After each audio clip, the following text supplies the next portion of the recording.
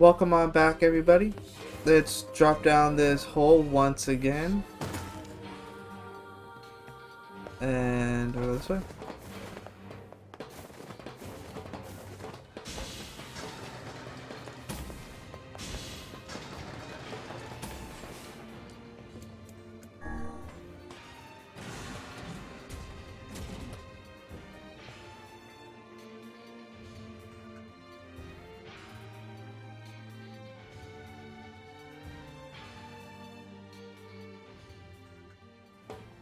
Alright, so I think we have to go to...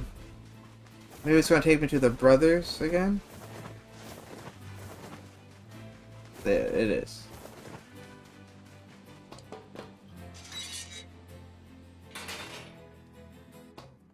That's some pretty impressive stuff you found.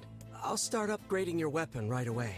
And since you did me a favor, I won't even charge you for it. Well, thank you. Well, this is gonna take a little more time than I thought.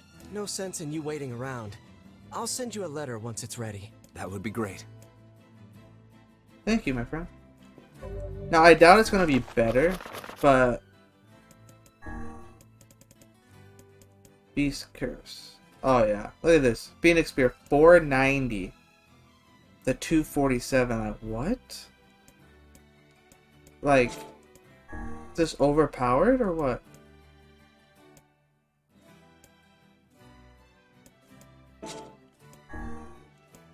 That's insane how much actual damage that Spear does. It appears we have some free time on our hands. Head for the Forest of We Myth. might be able to find something in the Forest of Myth. You will forgive me if I seem less than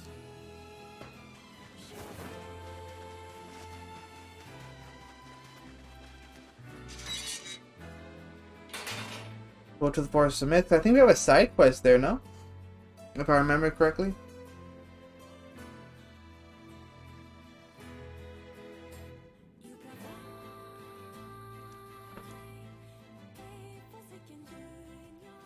If I remember correctly. A Bridge in Peril, or yeah, that's right, there's Shadow.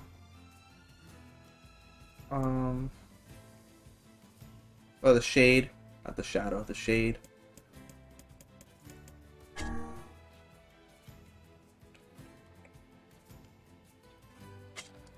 Red Jewel, damage map. The key lies in the Forest of Myth. Okay, so the Child's Final Chance is the one we're looking for. And then when I eventually go to Facade, which I could technically go whenever, is, I'll go to the Strange Things store to see about that jewel.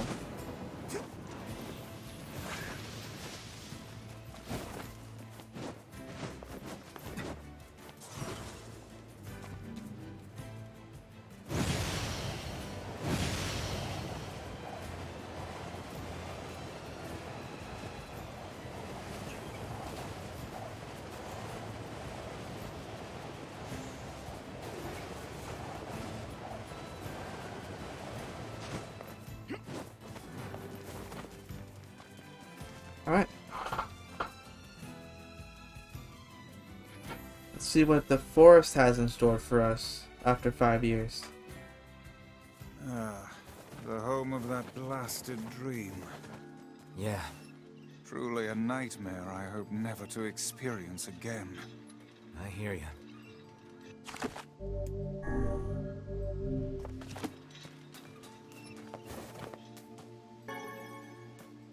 Tree branch. Can we come over here really quick? Yes, I saw I think he was playing over by... Okay, well they got rescued from the dream. A forest curse? Oh, come now. Oh, if that's what happened, I suppose curse might be an appropriate thing to... Everything seems normal here.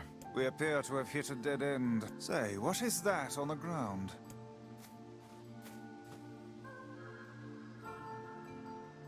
Just some funny-looking berries. Ah, poisonous ones, I'd wager. Well, I'm sure not gonna eat them and find out. So the child must have ate the berries, so he's technically poisoned right now. Oh, hello. How are things? You want to know if anything unusual is happening? Well, I have been feeling a rather strange presence whenever I visit the Divine Tree. The Divine Tree? It's a legendary tree that exists in the heart of our village. Did you investigate the core? Not really. And why not? Well, we're not really supposed to go near the tree, except for prayer. And why? I don't know. It's just how things have always been. Weird. Yeah, we have this rule. Well, who made that rule? I don't know. That's just what we do. Okay.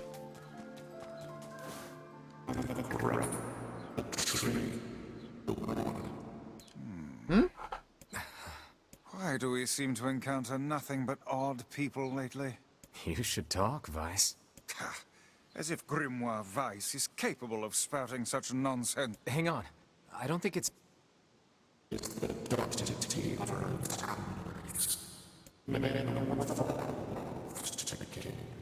Does that mean it'll tell us what we want to know? Am I about to go on another dream? Oh my god. Black, pure darkness painted over everything. Words scattered here and there across the blackness. Kind words, difficult words.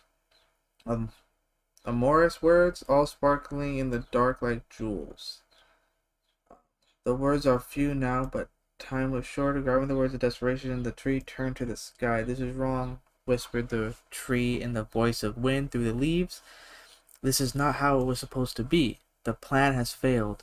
Once long ago, the tree had remembered everything about the world. This was its task, its function, its purpose. It shivered with something approaching joy as it collected the memories of mankind. This was no accident. Emotions were as much a part of the tree as root and bark. Memories collected like dew on the thick green leaves of the tree. And once they had formed a web that spanned the entire world. Words collapsed into sunlight before passing through the leaves and into the pool of memory. From the pool, the words joined together to form colonies. The colonies united into whirlpools of light. And the light coalesced into stars.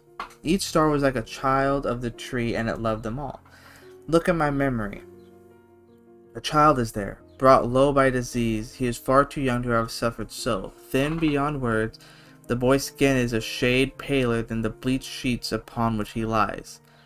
His parents no longer visit him, for they cannot bear to watch him suffer. The doctors have long since surrendered his fate to the gods.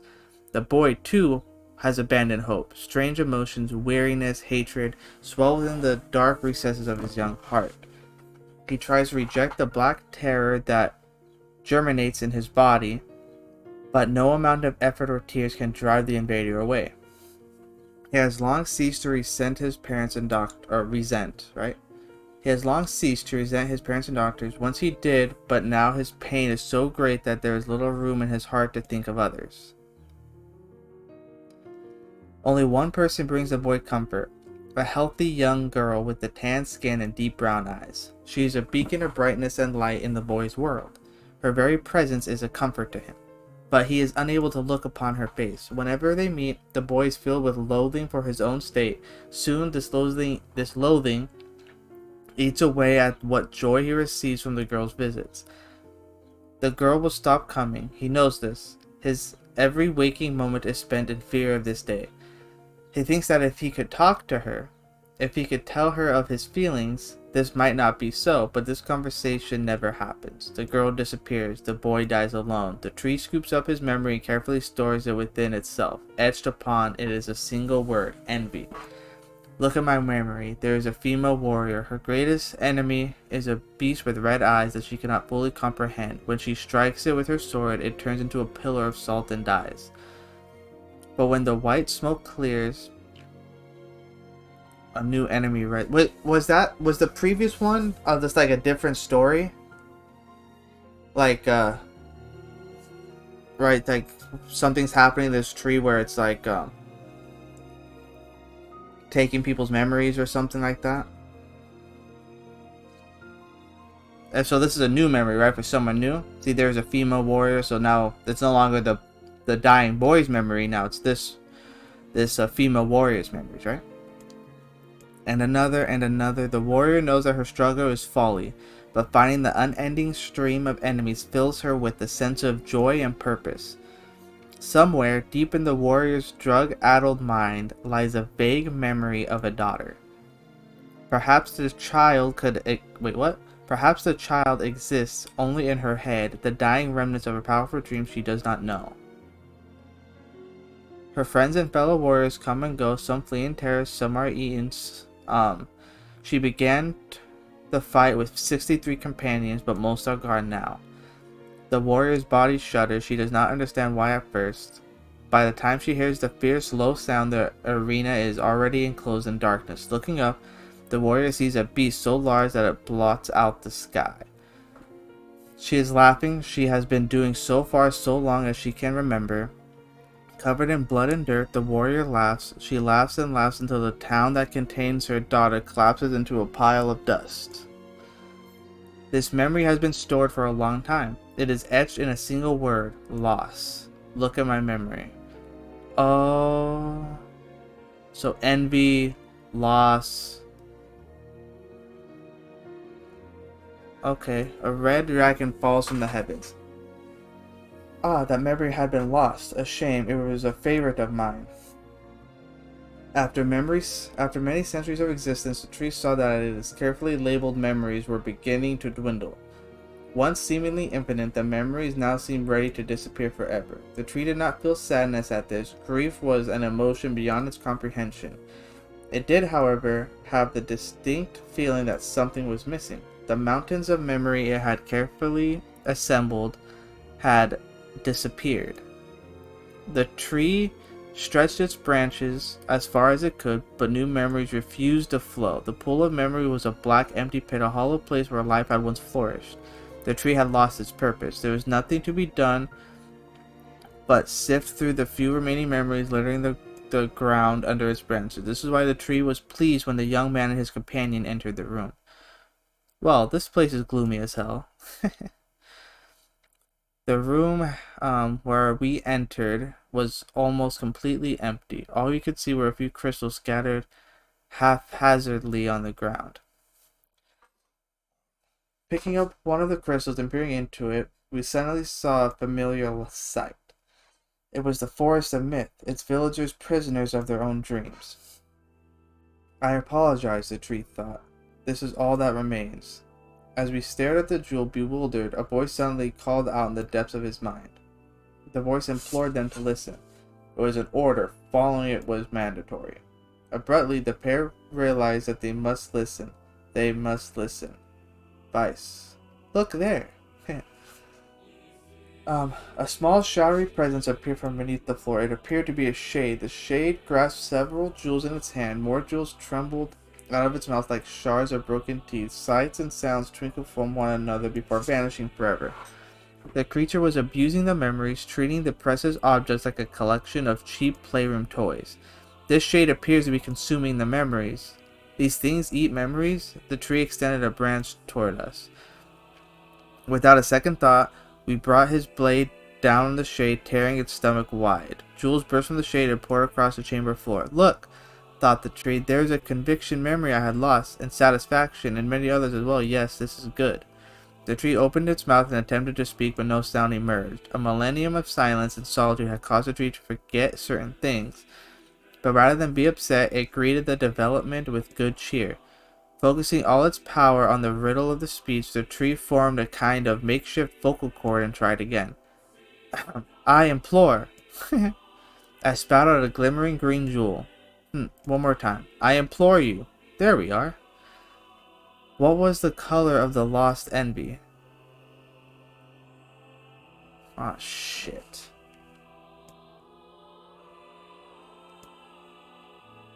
Green, right? You let it slip? Come on, we have to go back to that stupid land of words. Oh, you shitting me? What was the color of envy? Usually you're green with envy, no?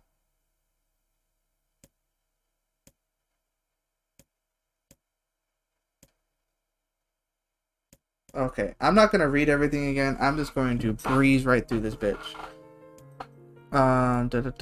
Memories. To root. Okay, this is not what I want. Okay, child here, disease, suffered soul. Shade paler, no longer bear to watch him. To the gods. Black terror that germinates his body, the amount of effort and tears. Do.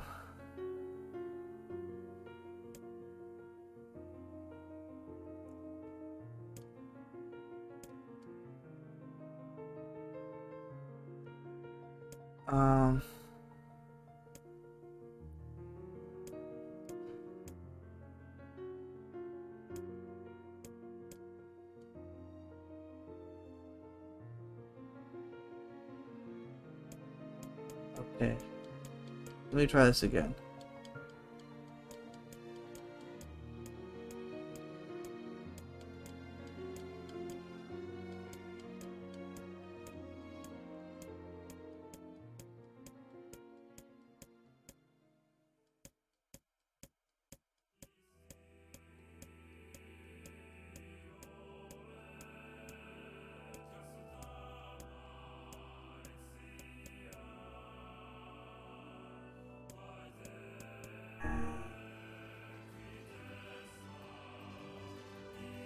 Because I think that the girl said what the color was envy. The girl had blue eyes, I think. I think that's why it's blue. It's both. The shade has intelligence and emotion. Who cares? Vice's comment aside as the sword sliced through the shade's right arm. The shade extended its remaining arm. I must touch it. I must make contact. The moment its fingers brushed against us, the tree felt a warm sensation begin to burn. Something hot coursed through its fingers, up its arm, and out its entire body. It was emotion, more than the entity had felt in centuries. The tree cried out in surprise and joy. 1,000 years alone, 1,000 years in quiet contemplation. The tree felt like it was going to break apart. For long centuries, the tree had been alone, its heart sealed with heavy chains, but no more. New, powerful emotions began to take hold, causing its heart to lighten. It was more than the simple emotions it had designed to feel, the beginning of his soul, and the young man was the key. This was the promise made long ago. This is how it would be released. The tree's stomach began to throb in pain, a new unpleasant sensation. But the time was not yet right. I implore you, how many were lost by the warrior who fought the red-eyed beast?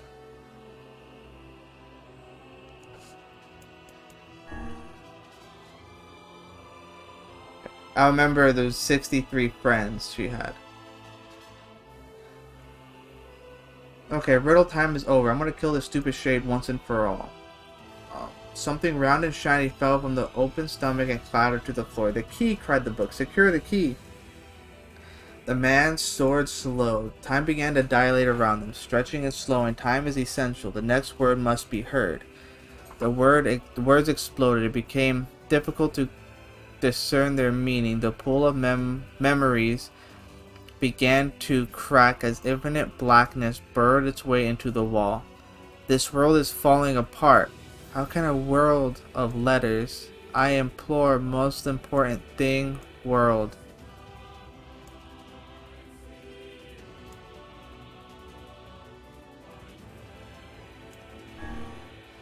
Yona. The light was complete. The memories disappeared. The tree's identity began to dissolve. As the letters slowly faded, we were drawn back to the real world, and the tree was satisfied. I did it!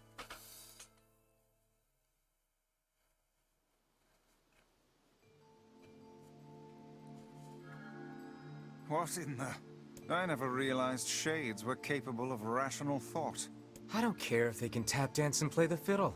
I just want to kill him without all this hassle. With the tree defeated, we no longer have to worry about being buried in its world of letters. Unless, of course, time itself begins to rewind. Nice.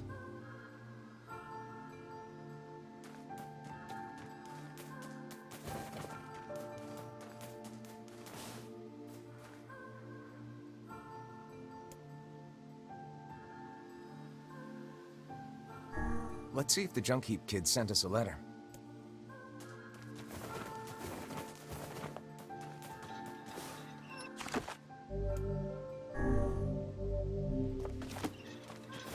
Alright, and the letter would be at the house, the mailbox, right?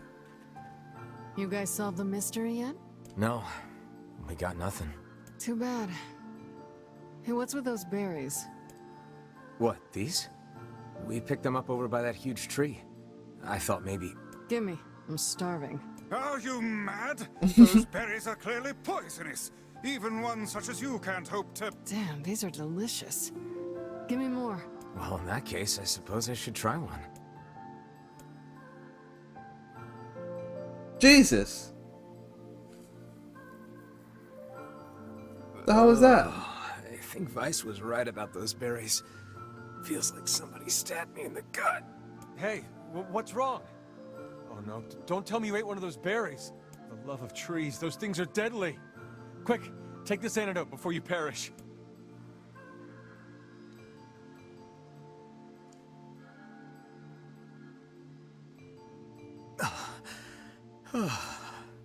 Thought I was a goner there. Are you an idiot?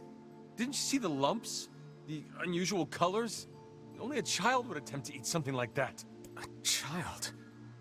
Oh, crap. I bet that kid ate one of these berries. Yes, quite possibly. And if the poison is this painful for you, I can only imagine what it would do to a small child. Hey, Kaine, did you take the antidote? Don't need it. God, those berries were amazing. The truly amazing thing is that your stomach is fouler than your taste in clothing. If you had genitals, I would so chop them off right now. That's funny. Is this gonna fast travel me all the way back to the village?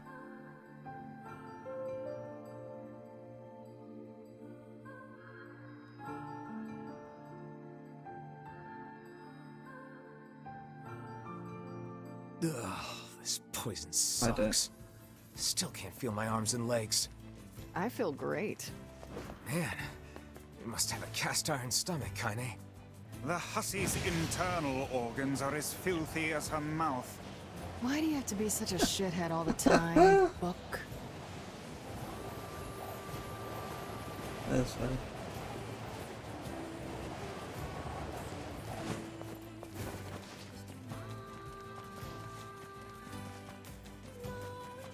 Let's go give the antidote to the boy.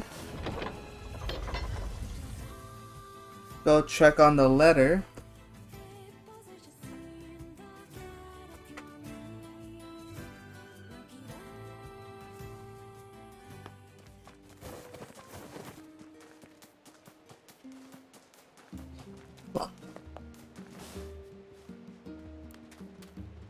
I need one memory alloy.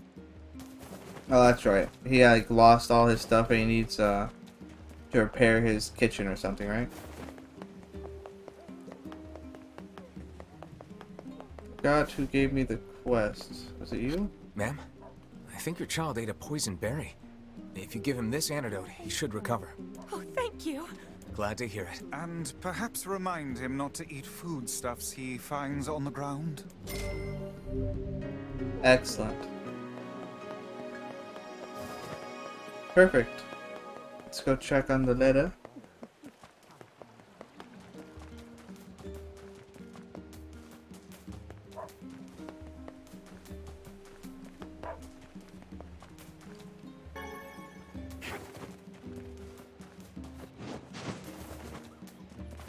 You have a letter. Upgrade work in the weapon has been completed.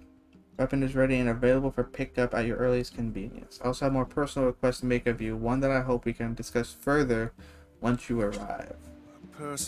He's done a lot for us. Off to the junk heap then. Cool. I had 24 minutes. I'll run over there and then end the episode when I get to that save point.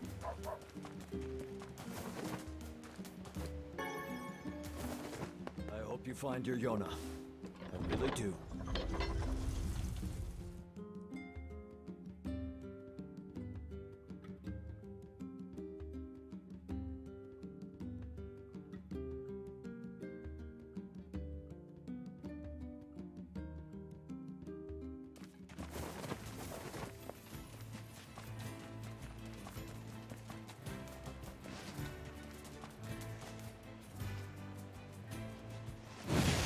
Let me run over here really quick.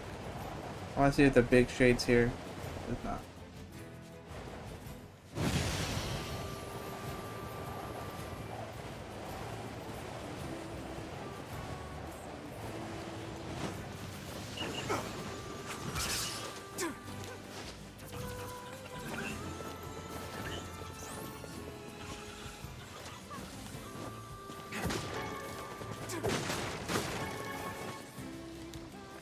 Nice. Picking up a bunch of medicinal herbs.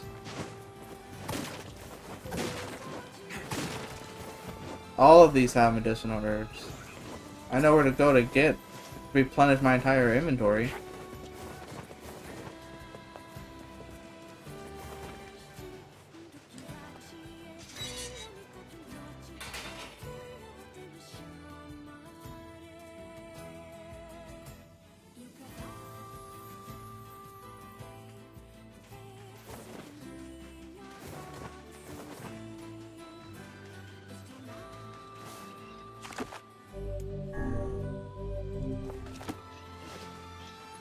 Alright everyone, well, that's going to do it for this episode. If you guys enjoyed it, please consider leaving a like, sharing, and of course subscribing. And I'll catch you guys in the next one.